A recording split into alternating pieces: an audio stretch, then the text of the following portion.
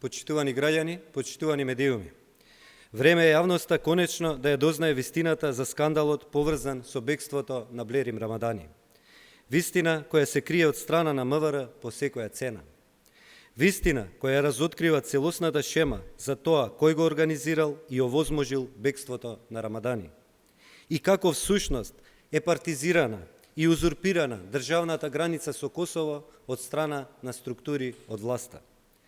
Денес ќе поставиме прашања и доколку владата и МВР не се одважат да излезат и јавно да ја соопштат вистината за целата организација на бегството на Рамадани, СДСМ ќе го објави целиот скандал. По сите информации кои ги имаме, јасно е дека владата и МВР точно знаат што се случило и молчат.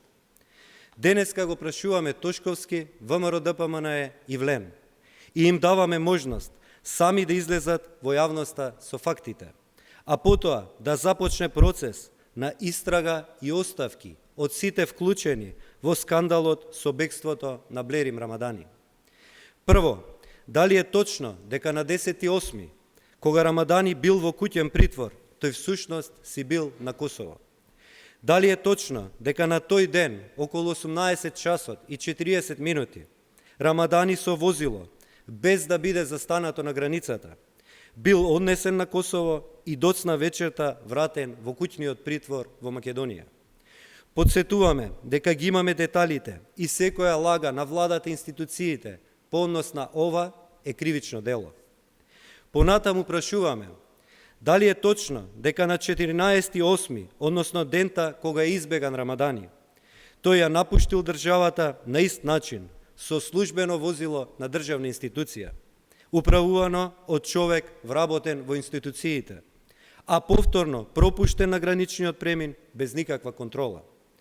Дали ова не значи дека не станува збор за бегство, туку организирано пуштање на затвореникот на Косово, во кој учествувале македонските институции?